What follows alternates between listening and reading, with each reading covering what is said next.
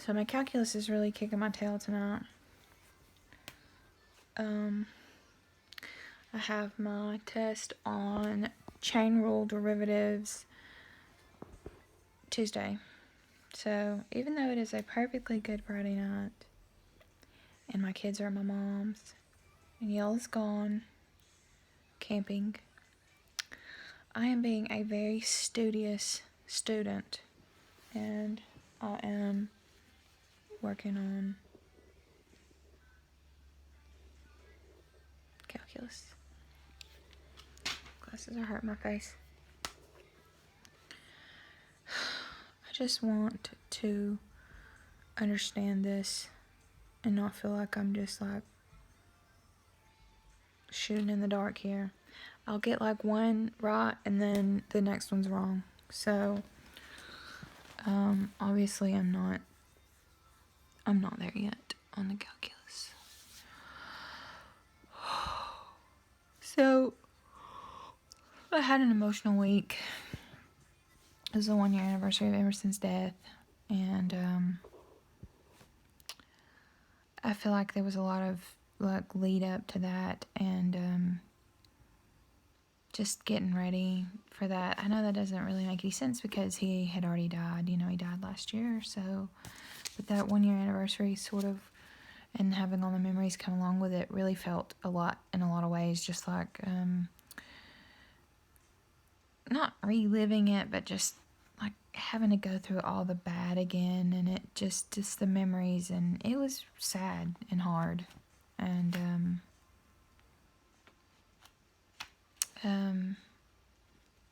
I feel like getting all that out feels good because I feel like my brain is not clogged down anymore with the emotionalness of it, and I know that doesn't make any sense, but it's like I made it a year, and I'm still here, and I'm alive and mostly well. Sometimes my mental status of school makes me crazy. It's debatable, so, but had a good long talk with one of my good friends on FaceTime.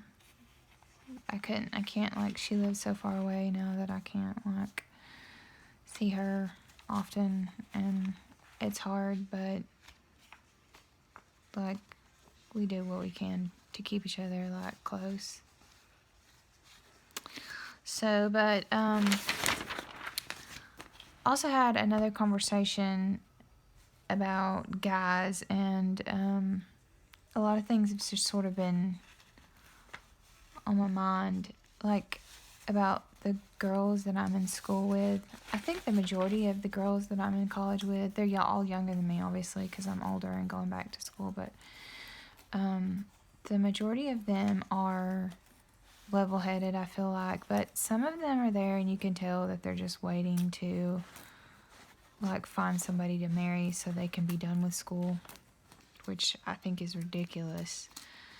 Even though I got married really young, I went ahead and got my degree in stenography, like judicial reporting, so that I had a plan, which backfired in my face after I had kids and Emerson was sick. But, like, I wanted to be able to support myself, and I didn't want to have to rely on my husband to take care of me or whatever. But I feel like that's something that girls especially need to consider. You know, making something of yourself so that you can stand alone if you have to. I think a lot of people just search for an easy way out, and they think marriage is going to be the easy way out, and they don't realize how hard it really is to keep a marriage together. So they go in thinking, well, this is going to be a piece of cake, and I'm going to have some kids, and I'm going to stay at home, and it's going to be the golden life. And then once you have kids, it's absolutely isolating if you don't have a job. And then you get a job if you don't have a degree, and you're going to be getting some minimum wage job somewhere, and you're going to be unhappy. And by then, you're not going to be able to dig yourself out. Like, I'm super fortunate that I don't have those worries, even though I do stay at home with my kids right now. I could go back to work, but school is obviously my priority because I feel like I have to go. I have to do this. This is something that I have to do for myself and for Emerson. But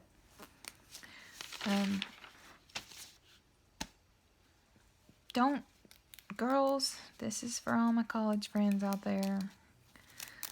Don't just settle down to get out of putting forth the effort into yourself.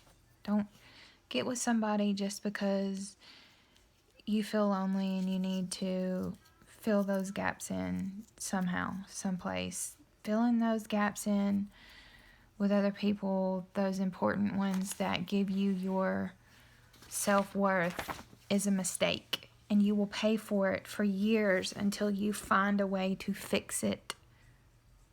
Until you find a way to fix those things that make you inadequate. Filling it up with a guy or with kids or anything like that, it's not going to work.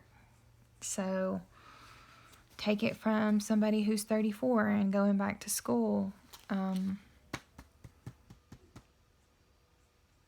Do these things while you're young. Invest in yourself.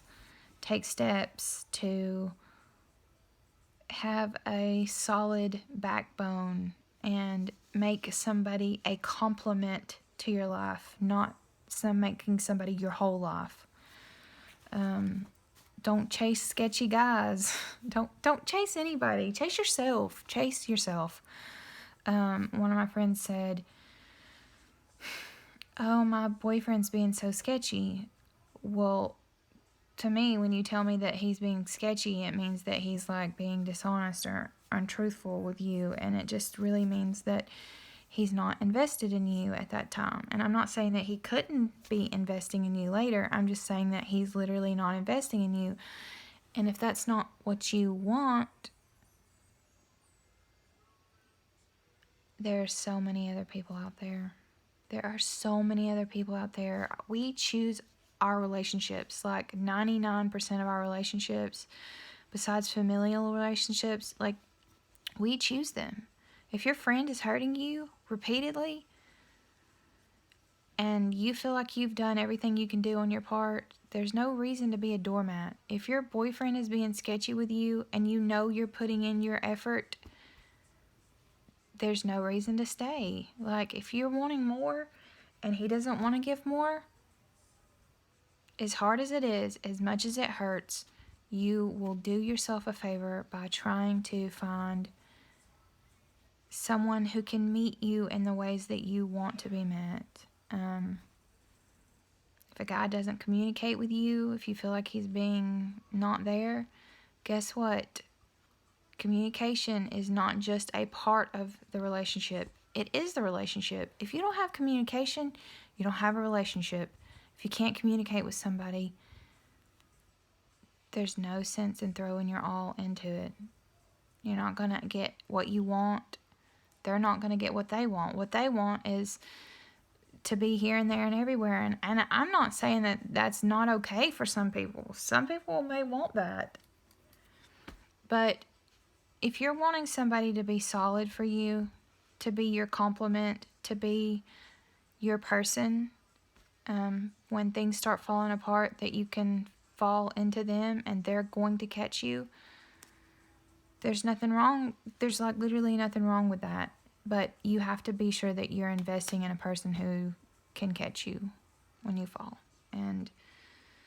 But the key, says my calculus pen. The key to that is knowing and having confidence in yourself, having value in yourself, not finding your value with anybody but yourself. Don't chase people who don't want you. There's hundreds of people out there. Like, so many people, and especially those of you who are young. Just look around the school, y'all. There are smart, intelligent, good-looking males out there everywhere. You don't have to go for the one just because it's the only one that you have access at the time. Find somebody. Don't sell yourself short. Don't give yourself to everybody trying to find value. And don't chase guys and play these stupid games. Like, go to school, finish your degree, get a job that you love, do what you love, and then find a compliment. Find somebody who fills those gaps, that wants to fill those gaps.